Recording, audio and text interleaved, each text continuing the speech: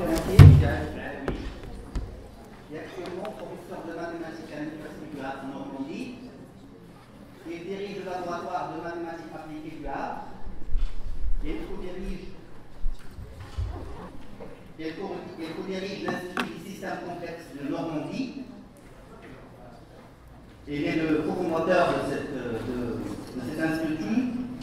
Et cet institut, en fait, c'est le troisième nœud du réseau national français sur le système complexe, et qui lui-même est un nœud de la Société internationale des systèmes complexes. Son activité de recherche a progressivement évolué de l'analyse infacotique d'équations différentielles ordinaires, avec des applications oscillateurs et électriques, à celle du comportement asymptotique des solutions d'équations en dérive partielle.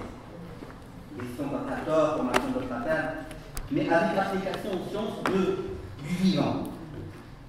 Puis plus récemment, au système complexe et au réseau d'interaction, il s'agit principalement de l'étude du système complet, équations différentielles ordinaires, équations en dérive partielle, modélisant des problèmes en neurosciences, en écosystème et en épidémiologie. Il a publié environ 90 articles dans les journaux internationaux de rang A, 2 livres et quelques chapitres de livres. Il a édité une dizaine d'issues spéciales de procédures de conférences. Il organise ou participe régulièrement à des conférences internationales. Il est régulièrement invité à l'international, Maghreb, Inde, Chine, Canada, et j'en passe. Il est co-éditeur en chef de la revue internationale JNSA. Il était aussi éditeur associé pour quelques revues internationales, comme par exemple la IBC. Il est coordinateur du master de mathématiques appliquées à l'Université du Havre Normandie. Il a occupé la fonction de vice-président de Normandie Université et communauté d'université d'établissement, quand le Havre Oran, de 2013 à 2017, et celle de vice-président de l'Université du Havre, de 2006 à 2012, pour le conseil scientifique chargé de la recherche, la valorisation et les études doctorales. À vous la parole. La dernière fois que j'ai fait un exposé avec la présence de Mme Moussi, c'était mon chairman, ma chairwoman, et je faisais bien un exposé juste avant le repas. Donc elle m'a dit, il faut que tu... parce qu'il y a le repas. Tu vas pas faire le... Donc j'ai prévu une centaine de slides. On voit quelque chose. Bien. Alors, mon exposé...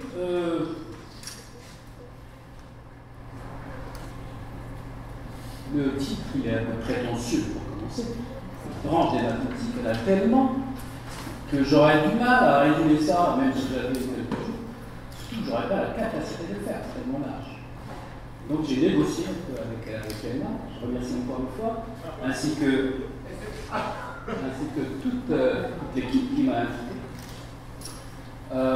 C'est un honneur, mais bon, c'est très compliqué. Donc j'ai négocié, et je dis bon, je veux bien parler de ça, mais il faut que je réduise à une seule branche, je connais un peu, un petit peu.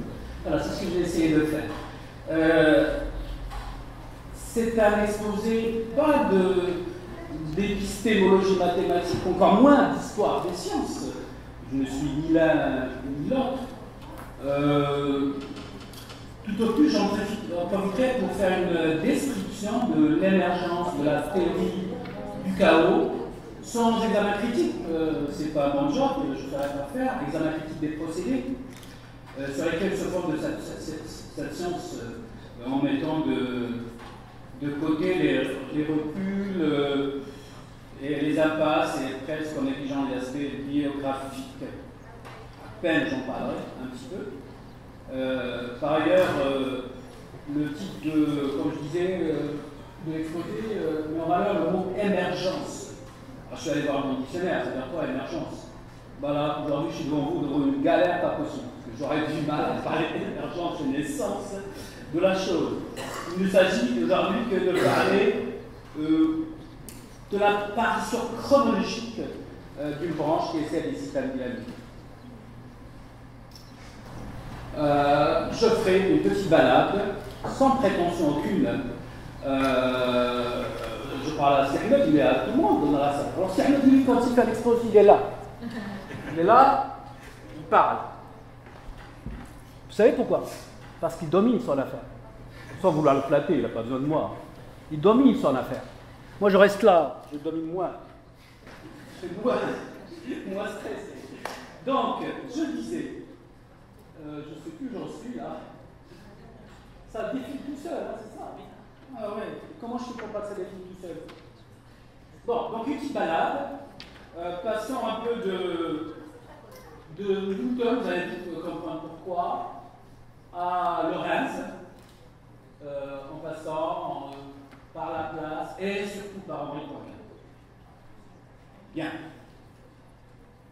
Mais on sautera bien sûr des personnalités tellement importantes, vous me pardonnerez, ça serait trop dur pour moi de faire ça. Bien. Alors, donc, je soumets le plan, rapidement. On va gagner du temps en faisant quelque chose vite fait. Parce qu'on a vu une heure.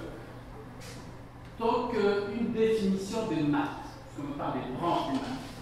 Tout le monde peut cliquer sur son smartphone et trouve exactement. Je ne sais pas comment faire pour empêcher le défilement. Je me serais concerné je peux faire des petites maths, mais pas la technologie. Alors, mathématiques, c'est du grec, signifie à la fois connaissance, c'est pas possible. Il y a un petit champion là, c'est ça. Parce que d'habitude, j'utilise primaire, pas smartphone. Ouais, je ne suis pas champion. Alors, ok, je vais essayer pendant que ça va venir. Donc, signifie à la fois connaissance et sciences, et les maths, c'est ce qui est enseigné en soi, bien sûr. À ce titre, la musique, la musique a longtemps fait partie des mathématiques, je ne sais pas si vous savez, mais la philosophie, où il y a des philosophes dans la salle, et la philosophie faisait partie de ces mathématiques. N'est-ce pas? Comme la géométrie, comme tout ce que vous voulez. Si vous regardez la rousse, vous avez la définition sous vos yeux. Science qui est étudiée par le moyen du raisonnement déductif. Le débat, pas avec moi, je ne sais pas moi, mais ça peut être un débat inductif, il y a tout un débat chez les logiciens et autres. Donc, raisonnement déductif des propriétés des êtres abstraits. Ça m'intéresse. Des êtres abstraits, des normes, des figures, tout ce que vous voulez, ainsi qu'il y a une relation qui s'établissent entre eux. Bien. Notons d'emblée que mathématiques, ce n'est pas calcul. J'ai bien à faire cette remarque parce que il y a mathématiques que lorsqu'il y a démonstration. Sinon, il ne s'agit que de calcul. Alors les gens font parfois cette nuance-là, littéraire ou d'autres, que la littérature c'est un peu les maths, l'orthographe, les règles grammaticales c'est un peu calcul. Ça offense beaucoup de numériciens et autres. Mais c'est des gens qui ont toujours fait des maths, ne serait-ce que pour démontrer leurs algorithmes, etc. Il n'y a pas d'insulte, dans le moindre. Alors, passons. Les mathématiques sont de nature entièrement intellectuelle, comme d'autres sciences, bien sûr. C'est galère.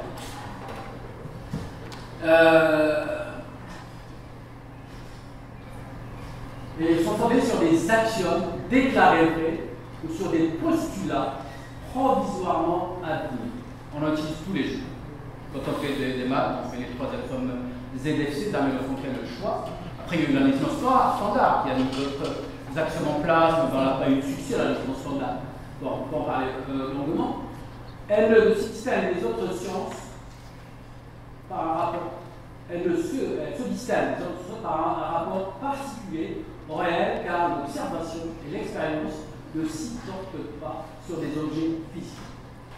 Bon, et ces physiciens dans la salle, rien d'insultant non plus, hein, on est d'accord. Hein. Le physicien traite des problèmes du véhicule à une roue, à deux roues, à trois, à quatre roues. Ben, les mathématiciens vont généraliser. Je ne sais pas pourquoi, ils veulent généraliser, de façon à avoir une vision globale. Bien, ok. Bon, les mathématiques sont des discours, des ensembles d'énoncés, proposés dans certains cas, à préciser bien sûr à chaque fois d'où sont issues toutes les contradictions. Elles ne visent pas la vérité absolue, elles visent la cohérence. Bon, il y a un monsieur que j'aime bien, il avait beaucoup d'humour, Bertrand Russell. C'était un très bon scientifique, mais c'était un rigolo, quoi, il est bien. Et c'est terrible, j'ai perdu le temps des slides. Les mathématiques sont la seule science où on ne sait pas de quoi on parle, ni si ce qu'on dit est vrai. Je ne peux pas parler, mais il dit ça. Il était très bon scientifique, mais il était très doué d'humour. Puis d'ailleurs, il a écrit le fameux paradoxe, on en connaît tous. Hein. Vous savez, le paradoxe de Russell, l'ensemble des ensembles n'appartenant pas à eux-mêmes, appartiennent-ils à lui-même. Il était nécessaire pour faire naître l'autre. Bien. Donc, je vais commencer à passer tout ça. Désolé. Ça, vous laissez sur votre feuille, mais désolé. J'indique quand même le papyrus 1, qui serait le plus ancien document de maths. Vous contredisez quand vous voulez. Connu, le papyrus 1, bon, ça a été 1640 avant Jésus-Christ. En tout cas, les historiens et les gens qui s'intéressent à la chose nous disent que ça, c'est le document le plus ancien que j'ai trouvé sur Internet ici, qui serait l'un des plus anciens documents mathématiques. Bien, quelques bâtisseurs des mains, vite fait. Je passe vite, j'ai pas le temps. Thalès, je passe. Pythagore, vous connaissez tous. Euclide, c'était aussi un mathématicien. Alors Brahmagupta, c'est un Indien. Regardez les années. Hein. Là, je suis monté très tôt, et là, je suis au 5e, 6e siècle. Donc lui, après Jésus-Christ. Donc lui, il définit le zéro dans son livre La révision du système idéal. D'accord. Arrive la civilisation arabo-musulmane. Bon, Sermed pardonnerait cette outrance que je vous fais là, mais vous savez, c'est terrible, hein, je suis énervé. On peut changer de... Ça m'énerve. On change un ordinateur, alors l'ordinateur est réglé. D'accord, alors mais on va perdre du temps là, on va perdre du temps. Non, non, rapidement. Je vais surveiller, on va perdre du temps. Non, on va perdre du temps. Rapidement. C'est pas grave, je vais surveiller parce que j'ai pas de clé, ça nous embête. Alors, les savants de la civilisation arabo-musulmane. Alors, la civilisation arabo-musulmane. Je vais dire quelque chose que certains n'aiment pas. Là, vous dites la civilisation occidentale. Mais si vous allez dans les laboratoires occidentaux, vous avez 80% d'étrangers. Enfin, ce qu'on appelle étrangers. Qu'ils soient chinois, des pays russes, maghrébins, africains. Beaucoup d'Africains, etc. Enlevez le plein écran. J'enlève le plein écran.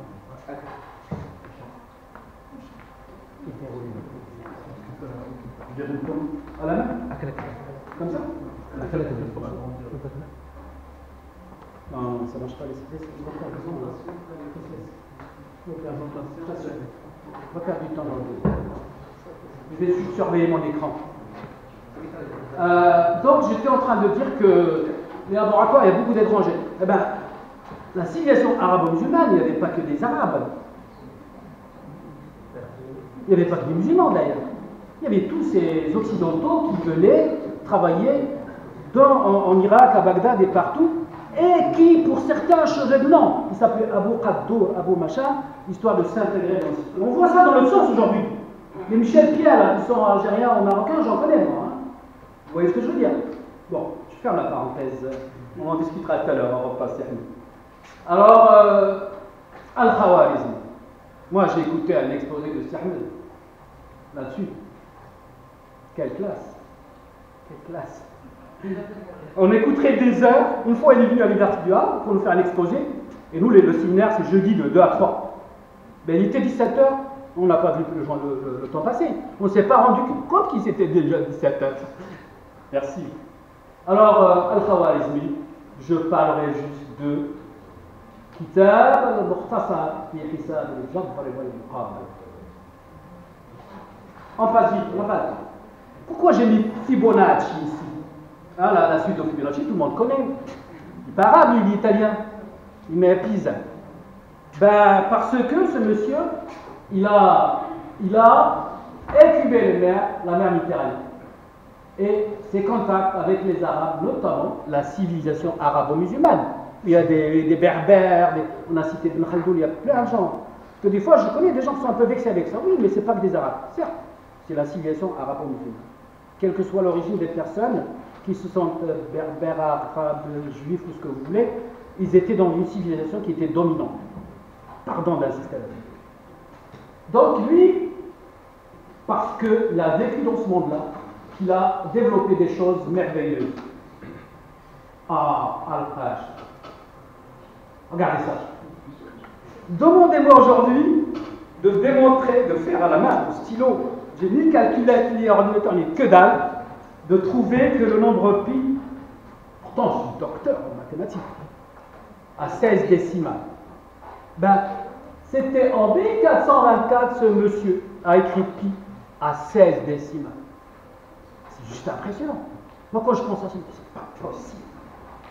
On se sent nul et vous avez tout à l'heure, je vais parler un peu d'astrophysique, comment les gens, ils ont trouvé des choses, ils n'avaient rien, ils n'avaient pas le télescope Hubble. C'est bravo, quoi. Alors, je continue à aller vite. Descartes, la géométrie, le discours, il faisait pas mal de maths, Descartes. Attention, géométrie analytique. Leibniz, lui, il a une rue à Paris qui porte son nom. Pas Fourier. Leibniz, oui. Alors, attention. Leibniz, il fait ce bouquin-là et d'autres. Il annonce qu'il est parvenu à percer le secret du calcul infinitésimal, le plus grand enjeu du XVIIe siècle à l'aide du calcul différentiel, c'est-à-dire par l'usage des dérivés. Le début de la naissance, l'émergence de l'analyse, ce qu'on appelle analyse aujourd'hui. D'accord? Euler, oh, ça c'est mon maître. En amont, Euler, c'est le père de la théorie des graphes. C'est pas l'historien qui parle. Un historien, il serait très nuancé, il va dire les choses. Moi, je fais discussion de salon, là, on est bien d'accord. Et quand je lis certaines petites choses, Euler, c'est le père de la théorie des graphes, et j'ai oublié mon écran. Je ne vous parle pas, je parlerai ça un autre jour, si vous me tranquillement. De Kaliningrad, connaissez-vous, il a démontré que cette histoire des 7 ponts de la Kaliningrad n'avait pas de solution, grâce à son fameux, très connu comme anecdote. Bien. Alors, alors, pour ces célèbres mathématiciens qui ont fait émerger, alors ils étaient mathématiciens, physiciens, opticiens, ils avaient plein de casquettes, on est bien d'accord. Mais je garde le côté mathématique. On conduit aussi et on construit beaucoup de branches mathématiques, comme l'analyse de Fourier, comme on a vu tout à l'heure. Mais je vais plutôt m'intéresser, moi, à la théorie des systèmes dynamiques et celle du chaos, qui est une recherche très active aujourd'hui, encore très active, et qui se développe à la frontière de plusieurs branches, l'analyse, la topologie, la géométrie et plus précisément la théorie ergodique. D'accord? Bon, mais probable, pour faire très général. D'accord? Alors, l'analyse, je passe, tout le monde sait. La topologie aussi, on a tous fait une licence de maths, ou presque. La géométrie, rappelez-vous que géométrie, c'est marqué ici, science de la mesure du terrain ou de la Terre. D'accord? Tous ces outils ont conduit à la mise en place de la théorie du système dynamique. C'est pour ça que j'insiste là-dessus, plus que sur autre chose. Après les probas, les stades, et puis la théorie ergodique. Je vais dire un truc pour la théorie ergodique. Ceux qui ne connaissent pas du tout la théorie ergodique, c'est marqué là. Les problèmes des chaussures. La question est la suivante. Vous achetez sur une année, on va dire. Vous êtes riche, vous achetez plein de chaussures. La question est la suivante. Est-ce que vous achetez plein de chaussures une fois? On va dire 30. Nordin, il achète plein de chaussures tout le temps. 30 paires d'un coup, ou chaque semaine une paire. D'accord? Si le résultat est le même, alors c'est ergodique. Ah oui? Bon, je pourrais faire l'exemple sur les molécules et le gaz, c'est beaucoup plus intéressant. Et j'en arrive donc à... Ah, je ne sais plus où je suis. Alors, c'est pas de ma faute. Au système dynamique. Alors, c'est quoi un système dynamique? sont développées essentiellement au XIXe siècle. Au XIXe siècle, il y a eu un regain d'intérêt très important, surtout après la découverte des phénomènes chaotiques, des phénomènes de chaos.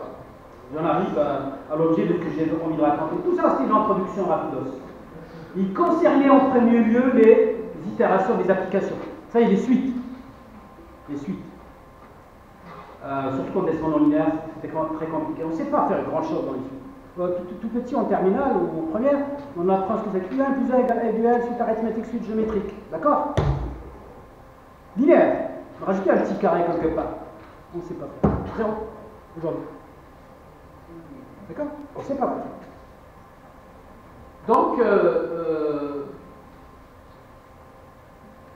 Donc c'est quoi ça? C'est la donnée. Bon, d'abord, tout système est évoluant par rapport à, pas le temps, par rapport à un paramètre, quel que soit ce paramètre, peut-être le temps, est dynamique. Et il doit et mérite d'être appelé système dynamique, ça va de soi. Mais c'est essentiellement,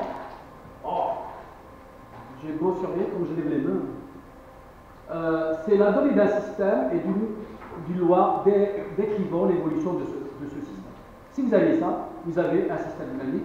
Exemple, l'application logistique, elle est dite. C'est la suite que vous avez là. Ou le système d'équation différentielle qui est dit de Lorentz ici, avec deux aspects importants. Ils sont causaux, donc le volet causal, c'est-à-dire que l'avenir ne dépend que de phénomènes du passé ou du présent, d'accord? Et une condition de déterminisme, c'est-à-dire qu'une condition initiale donnée à l'instant présent va correspondre à chaque instant ultérieur à un et un seul état futur possible. On va revenir sur le déterminisme, c'est très important dans cette affaire. Bon, le problème à évoquer, c'est un problème de système dynamique par excellence. C'est un casse-pied pas possible, le problème. Surtout si c'est le XVIIe siècle. Depuis Newton, justement, c'est pour ça que je parlais de Newton. Donc, c'est un problème qui a occupé beaucoup de gens. Et la question était la suivante. Déterminer le mouvement de n masse sous l'effet de force d'attraction gravitationnelle entre elles. Pas trivial. Pas trivial. Un exemple particulier, c'est le mouvement de la Lune. Le mouvement de deux corps, Terre-Lune. Terre-Lune, c'est déjà pas mal. Il y en a eu des chercheurs, vous allez voir, qui ont travaillé là-dessus. Alors, ça a commencé par les Babyloniens. Là aussi, je vais bâcler, parce qu'on est en retard, encore une fois. C'est la faute de Samuel, il a parlé 1h30. Le cycle métonique, le cycle de Saros, ok, vous pardonnez, mais je suis obligé de passer vite. Arrivent ensuite les Grecs. Alors les Grecs, c'est pas mal quand même ce qu'ils ont fait nous. L'astronomie grecque a commencé au 5e siècle avant Jésus-Christ,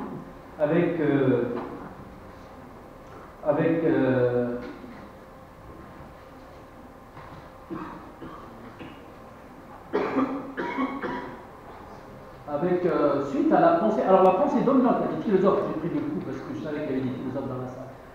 La pensée dominante à ce moment-là, c'est d'Aristote. Elle dominait tout. Alors Aristote, lui, sous contrôle des philosophes, il disait quoi? Il disait que chaque objet a son lieu qui lui est propre. La Terre, elle est là parce que c'est sa place. La Lune, elle est là, elle doit faire ceci, ça, ceci. Pourquoi se poser des questions compliquées? Pourquoi Newton est venu nous casser les pieds? Chaque chose est ça, subhanallah. Chaque chose est ça. Bon, un peu je... Donc, Aristote, c'était 300, 400 avant Jésus-Christ, quelque chose comme ça. C'était un philosophe grec qui dominait la pensée de la physique à ce moment-là. Mais les Grecs ont progressé et ont amené et ont introduit des modèles géométriques pour leurs observations astronomiques. C'était une rupture, je n'ai même parlé de rupture scientifique. Il y a eu des ruptures dans le temps. Celle-là, c'est une rupture. Et on ne regardait pas comme ça, tout ça, il faisait une rupture. Rappelez-vous l'histoire de Galilée qui nous disait que la Terre tournait autour du Soleil par l'inverse, qui a failli se faire zigouiller par l'Église, tout ça. Qu'il y a des gens costauds et forts, intellectuellement sur tout plan, qui ont révolutionné la chose. Arrive ensuite Tycho Brahe, qui a découvert plus tard 4 inégalités au XVIe siècle. Et ensuite Kepler, lui est très connu, beaucoup plus que Tycho Brahe, qui est pas mal connu aussi, avec ses 3 lois en 1609. Il s'intéresse toujours, regardez le ciel. Les gens, ils n'avaient pas la télé, donc le soir, et moi j'étais petit Farrachidia, et Farrachidia c'est pas comme Kazaï, il fait beau, on voit les étoiles, croyez-moi c'est impressionnant. Quand vous couchez, vous regardez le soir, mais c'est un truc de malade. Vous avez envie de faire de l'astrophysique ou de l'astronomie. C'est vraiment impressionnant. Allez dans le désert, la Meltoga, Erfout, tout ça, vous voyez, c'est votre pays là, et puis allez dans le regard algérien si vous voulez, et levez le ciel, la tête. Mais c'est incroyable. C'est incroyable. Si j'en ai regardé. Mais la rupture est venue scientifique par des chercheurs qui avaient des idées géniales. Les Grecs arrivent enfin à Newton. Ah, le maître. Mécanique newtonienne, mécanique classique, on dit aujourd'hui. Alors ce monsieur, il est balèze. Mais avant de le présenter vite fait, je vous rappelle que j'ai envie de faire cette balade-là. C'est le fond de mon exposé, de lui à lui. Bien, allons-y. Je vais le faire vite, ne vous inquiétez pas les organisateurs. Mais, bien sûr, quand on prétend faire ces choses comme ça, les historiens des sciences et les épistémologues ne sont pas contents, parce que j'en oublie des grands chercheurs. Forcément. Alors, je vais oublier Lagrange. C'est pas n'importe qui Lagrange. Même en première année de l'école, on sait ce que c'est Lagrange. L'interpolation, tout ce que vous voulez. C'est quand même un monsieur qui en a fait des choses, Lagrange. Il a surtout fait, pour mon exposé, des travaux sur les librations de la Lune. Le mot libration, vous savez ce que ça veut dire? Quand vous regardez, vous savez que la Lune nous montre toujours la même face. On pourrait penser comme ça, j'ai pas perdu, non. On pourrait penser que, qu'on voit que toujours 50% de la Lune, la moitié. Ben non, parce que la Lune, elle oscille comme ça. Du coup, on montre un peu plus par là, un peu plus par là. Alors, je ne vais peut-être pas noter, je crois que c'est du 41% qu'on ne voit pas. Ça s'appelle les librations, c'est ces oscillations-là, librations de la Lune. Allez-y. J'avoue, pour être honnête, j'ai découvert ça en préparant l'exposé. Je ne sais pas. D'accord vous avez une vidéo là pour les vibrations de la Lune, mais comment on fait pour faire tourner une vidéo là? La prochaine fois, je serai plus sérieux. Est-ce que vous voyez les vibrations de la Lune? Oui. C'est beau, je vous montrerai ça pendant des heures. C'est impressionnant, c'est vraiment un truc de mal. Bien. Alors, donc on oublie Lagrange, désolé, monsieur Lagrange, il a fait beaucoup de travaux sur l'astrophysique. Il a dit quelque chose d'important que j'ai marqué ici. Il interprète l'influence des corps autres que le Soleil sur une planète comme une succession de chocs infinitésimaux. Ces travaux retrouvent des échos dans le théorème calme. Alors les spécialistes dans la salle savent que c'est calme. Kolmogorov, Arnold Moser. Ça rejoint le stade des hamiltoniens qui disent que sur une petite perturbation sur un corps ne perturbe pas le système. D'accord? Ça mérite comme système d'un exposé en soi. Bien. Newton, lui, c'était 1642. 1642. Il est né à Londres, regardez, le jour où Galilée mourait. Galilée, on ne va pas le définir, hein. Ah, c'était un signe du destin. Il ne fallait pas que Galilée meure vraiment. Il fallait amener un génie pour continuer la chose. Il a fait pas mal de travaux. Je suis obligé de résumer. Tout le monde sait que... attendez, au hasard, bilan de Newton, c'est le même. Tout ce qui est en combinatoire, en probabilité, c'est lui. Il a été l'un des inventeurs du calcul infinitésimal. Et encore, j'ai mis un D, comme je ne suis pas historien, par prudence. D'aucuns de dire l'inventeur. Moi, j'ai arrêté de dire parce que, bon, on ne sait jamais. Et la théorie du calcul intégral. C'est quand même énorme, ces messieurs. Il y a 4 siècles. 4 siècles. Calcul intégral. En même temps que Leibniz a inventé le calcul différentiel. Je conclue sur le slide, juste par ça. Tous les jours, maintenant, nous-mêmes, nos étudiants, ils écrivent Y', dy sur dx pour la dérivée. Ben, y', c'est une notation mise en place par Newton. dy sur dx par Leibniz. Tu lis 4 siècles après. Ça paraît rien, c'est juste une notation. Quand même. Alors, et pourquoi Newton est intéressant? Newton, il a travaillé sur beaucoup de choses, mais essentiellement sur deux choses. La lumière, la diffraction de la lumière, et l'astrophysique, astronomie. Il a un doctorat de maths, ce monsieur. Hein. À la base, c'est pas un physicien. Hein. Mais dans le temps, ils étaient un peu tout. Comment on dit ça? Alim. موسوعة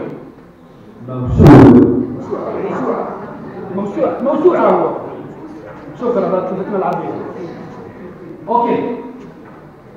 Donc, on ne sait jamais dans la salle. Non, je ne m'occupe pas de l'histoire des sciences. Je dis qu'il a fait ça et ça. Il a fait ça et ça. Il a même, vous savez, les lunettes dans le temps marchaient avec comment c'est pas du miroir, c'est des. Vous parlez de lentilles. Des lentilles. Ben lui, il a découvert son truc en mettant des miroirs pour que la lumière garde la même couleur. C'est lui, semble-t-il, en tout cas l'un des premiers, avoir vu, en jouant avec des prismes, que la lumière, la diffraction de la lumière qu'on connaît avec plein de couleurs, le bleu, le jaune, le machin. C'était la. Ça s'appelle comment en physique là? Diffraction. Merci. C'est quand même énorme ce monsieur. Et donc, qu'est-ce qu'il faisait lui quand il s'ennuyait? Il n'y avait pas la télé ni le smartphone. Ben, il se demandait, mais pourquoi la Lune ne tombait pas? Faut que je prie pour vous réveiller, cela. Pourquoi la Lune ne tombe pas? Mais j'ai failli dire un gros mot. Mais tout tombe, mais pas la Lune. Et il a dit ça dans son. Elle tombe, mais elle est en chute perpétuelle. Moi, j'ai une petite fille là, de 12 ans, je voulais lui expliquer ça. Alors je lui ai dit, si ça défile, tant pis. Je lui ai dit, voilà, la pomme, excusez-moi, je ne fais pas de tour à la pomme, je lâche, elle tombe. D'accord? Parce qu'elle n'a aucune inertie dans l'autre sens, ça tombe. Là, on a compris Newton. Ça ne pas. Vous avez compris ce qu'a compris Newton il y a 4 siècles. Si je donne une force comme ça, elle tombe, mais elle tombera plus loin. Elle ne tombe pas comme ça. Mais si tu arranges la force, d'accord, il y a la force de gravitation qui l'attire vers la Terre. Et celle que je lui ai donnée, subhanallah, qui fait que la résultante fait qu'elle tourne comme ça. Balèze Newton. C'est trivial à expliquer. Merci. Ah, j'ai fait. Je pense qu'il mérite d'être applaudi. Alors, donc il s'est amusé avec ça. Je vais encore, je suis désolé, bon, il a écrit ce fameux livre qui est, la page elle est là, principe mathématique de la philosophie naturelle. Vous pouvez voir des pages sur internet, c'est accessible. Il a surtout introduit la mécanique newtonienne via tous ces travaux. Et puis il a fait un peu plus de travaux sur la chute des corps que le mouvement de la Lune sur la Terre. C'est merveilleux ce qu'il a fait. Et pourtant la mécanique newtonienne ne suffit pas aujourd'hui. Mais c'était le début, en guillemets, hein, je ne suis pas historien, le début des notions de système dynamique aujourd'hui. Ça a commencé comme ça, le système dynamique. Pas les équations de réaction diffusion, les équations EDO, telle ou telle, discrète, application de ceci, de cela, application en épidémiologie. Ça a commencé par le ciel. Alors,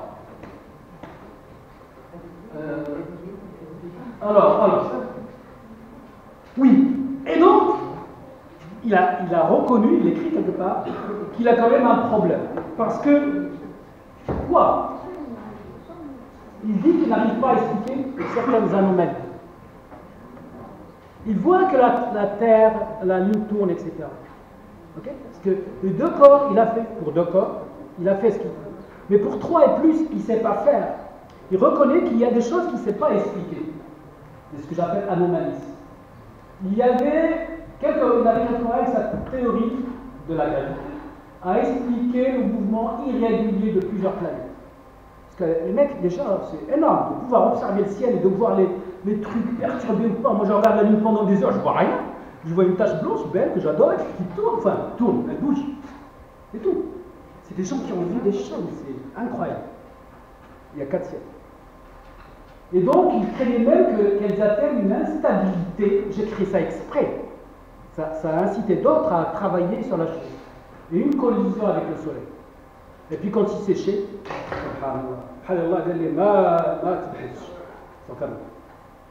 Dieu devait intervenir de temps en temps. Le livre. Pour un peu restabiliser les choses. Sinon, boum, vous voyez? Bon, c'est pas grave, d'autres génies vont arriver. Alors, il n'arrivait pas parce qu'en effet, à 3 corps et plus, c'est très compliqué. Il y a beaucoup de travaux. Aujourd'hui, la théorie des perturbations a ensuite été systématisée, en l'occurrence c'était les planètes, par des mathématiciens tels que Laplace, Euler, Lagrange, Poisson, Hamilton. Tous ils ont touché à ces choses. C'est quand même pas. Et ça aboutit à des mécaniques analytiques aujourd'hui. Alors j'ai marqué une vidéo, c'est parce que j'ai une vidéo. Ne craquez pas. Hein. Le repas, ça peut attendre.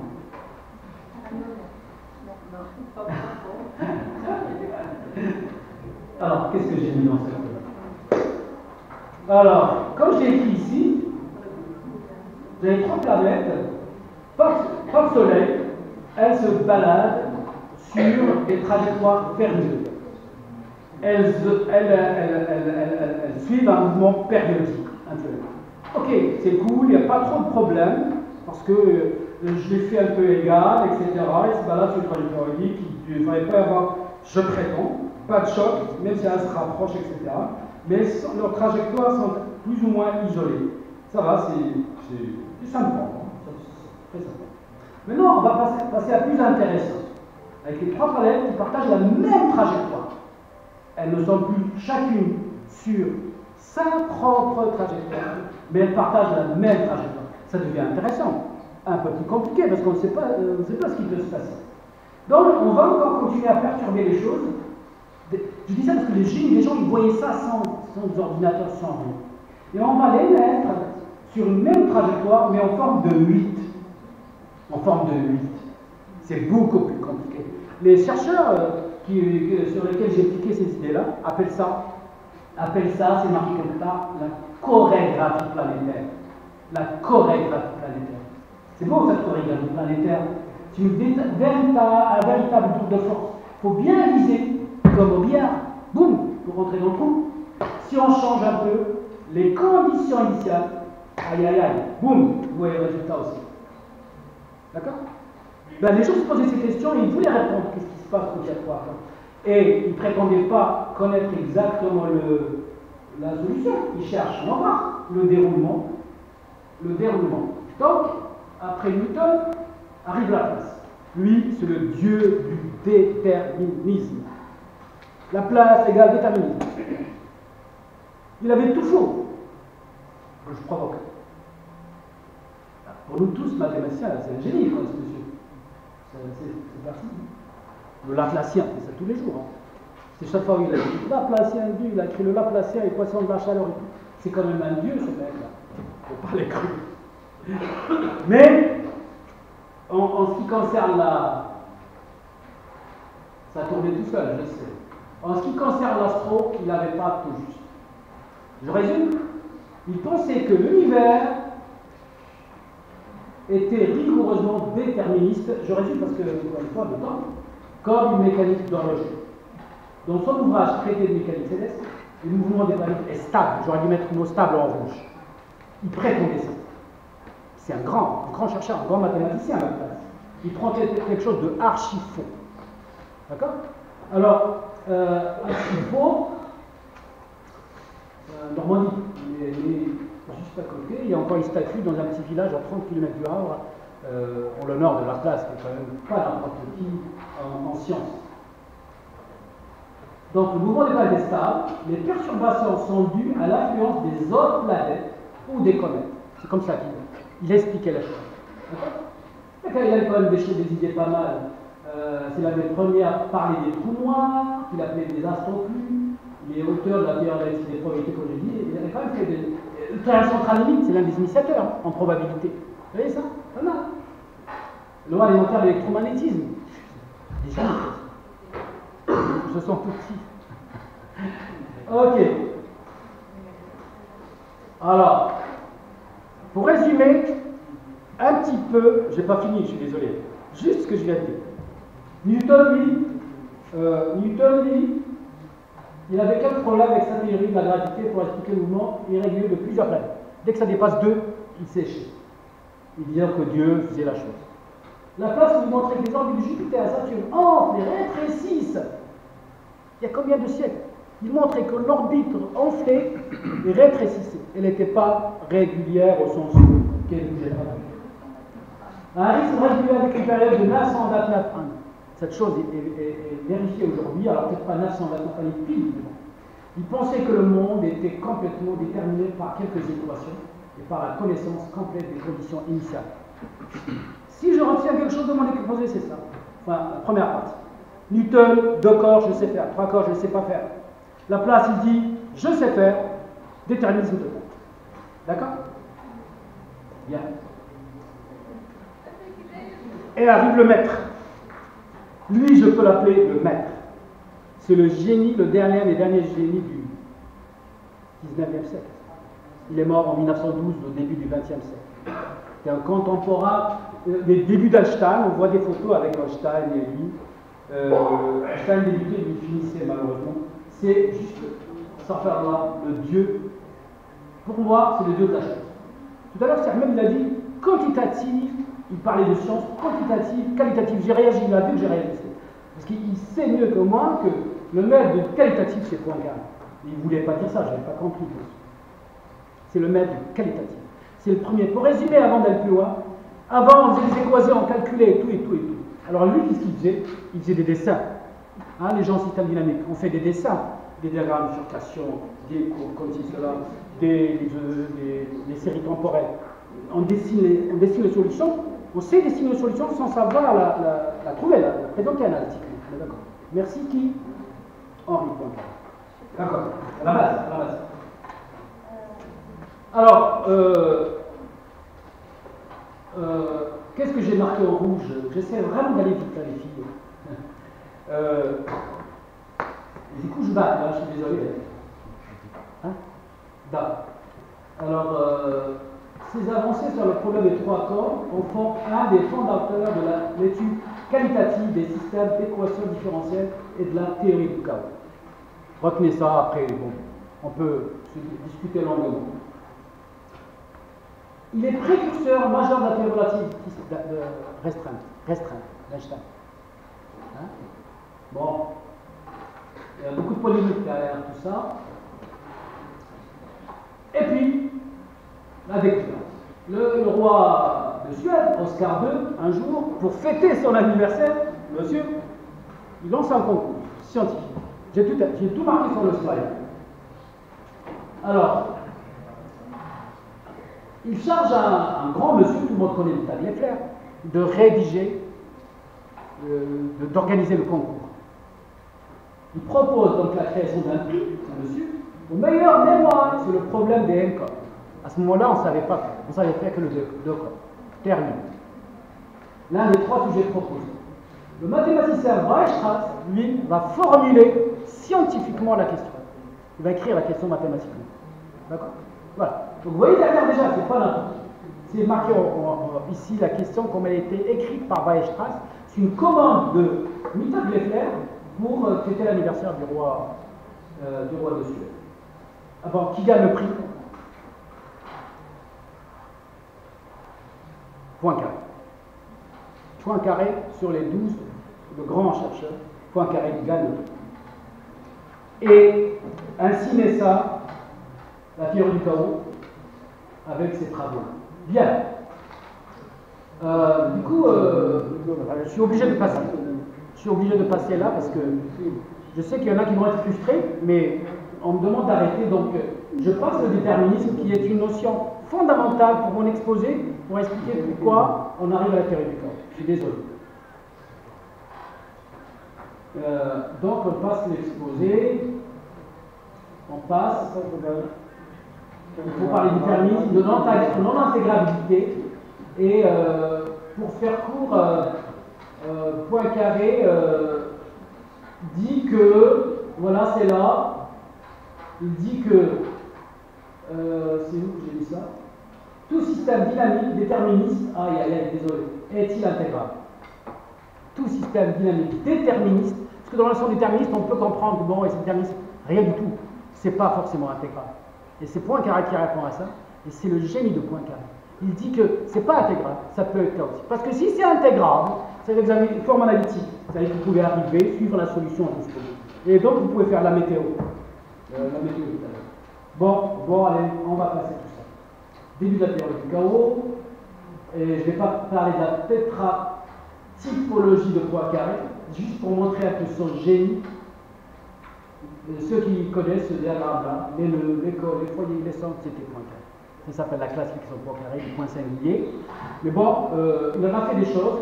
Tant pis pour vous, et puis lisez ça. Il géométrisa donc l'étude des équations différentielles en mettant en place des objets mathématiques illustrés à son insu par Van Gogh. Il y a plein de grands tableaux très célèbres. On voit des points foyers, c'est une spirale, un point foyer. Des points col, des points centres, ce genre de choses merveilleuses que Poincaré, et ce Poincaré, c'est mon Dieu, donc ça a écrit noir sur blanc. D'accord? Ben, on voit, c'est des belles choses là. Just Google it. Merci Henri. Alors, derrière la théorie du chaos, il y a la dépendance cinétique des conditions initiales. C'est la clé. Quand vous avez ça, vous avez une chance, vous n'avez pas chaos, vous avez une chance d'avoir du chaos.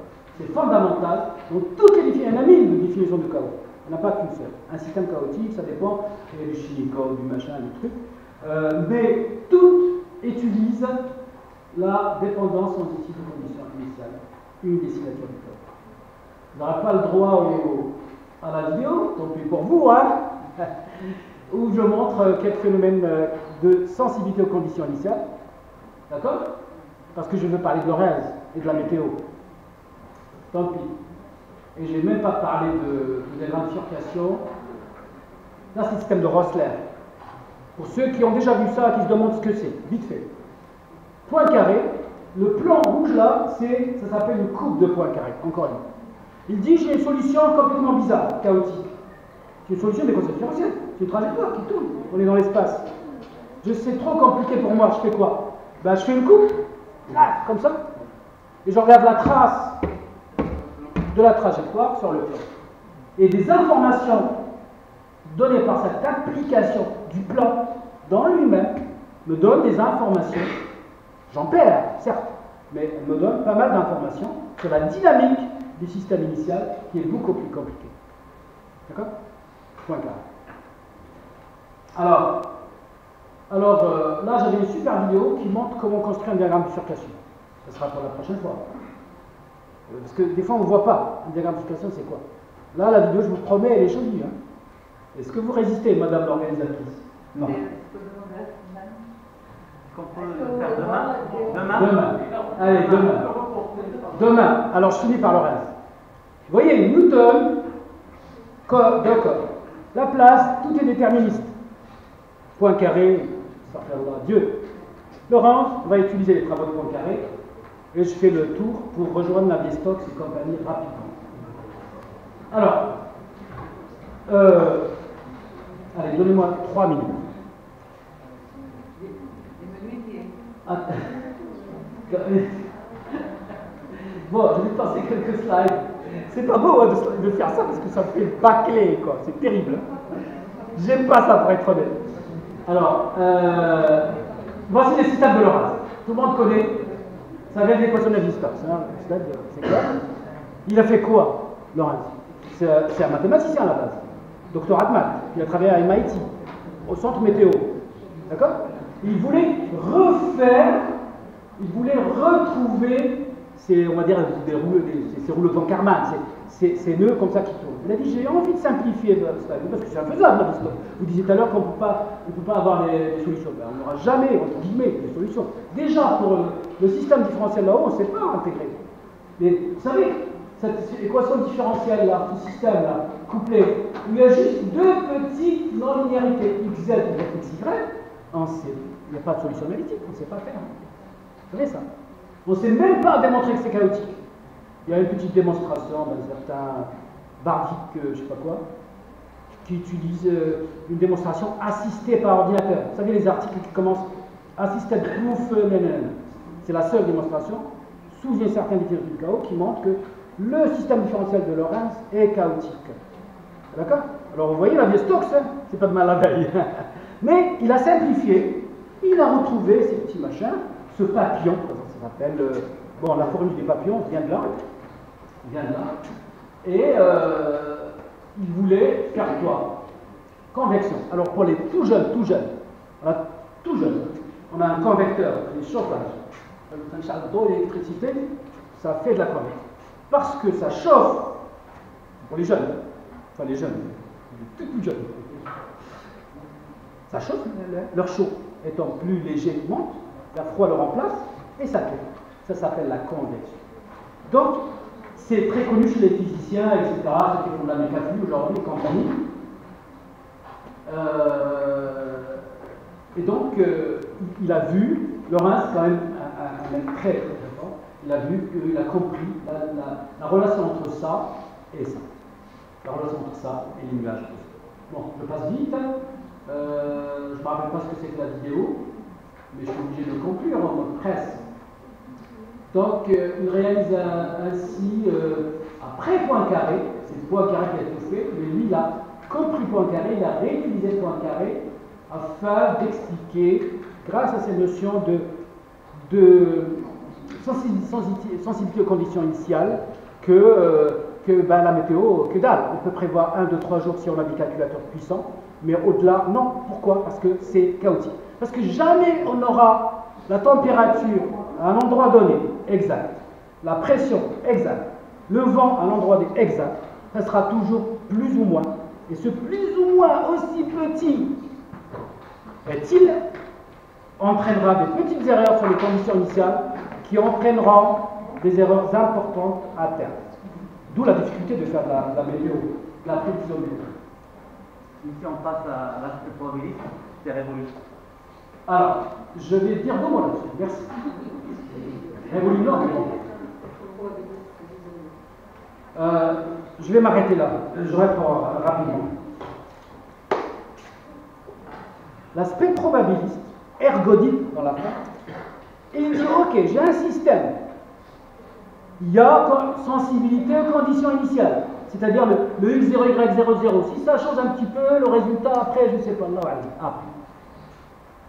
Ce volet probabiliste vient et dit si je regarde une seule condition initiale, certes, mais si j'en regarde un paquet, statistiquement, probabilistiquement, j'arrive quand même à voir que j'aurai l'attracteur de Lorentz, que j'aurai l'attracteur de Rossler, que j'aurai telle ou telle solution.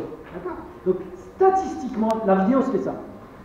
Ça vient montrer que malgré que c'est chaotique, ça tourne dans tous les sens, et qu'une condition initiale prise ici va faire ce rang-là et ce rang-là, mais une condition initiale prise ici va faire plus ou moins le même rang. Tout se retrouve. Donc, statistiquement, on retrouve la même chose. C'est ergodique. Rappelez-vous l'histoire des chaussures que nous avons acheté. D'accord? Et donc, j'ai dit quoi là? Vous avez vu, mais non, c'était merci. Ça faire très bien les PowerPoint, amusez-vous avec ça pour que vous allez déjeuner. Et puis, des références, on passe d'ailleurs, il y a que ça. Et puis, je voulais conclure avec ça. Son fils qui a un lien avec mon exposé ou pas, c'est joli. Regardez ce que dit dans la seule hypothèse pour le carré. Faites-en une conclusion pour mon exposé si vous voulez. Et puis, je vous avais dit tout à l'heure au début de mon exposé, ce que je disais, vous vous rappelez, ça rejoint à la fin. La prévision est un art difficile, surtout quand elle concerne l'avenir. J'ai du mal à comprendre la phrase. Puis après, bon, on s'habitue. Voilà, je vous remercie. J'étais heureux d'être là.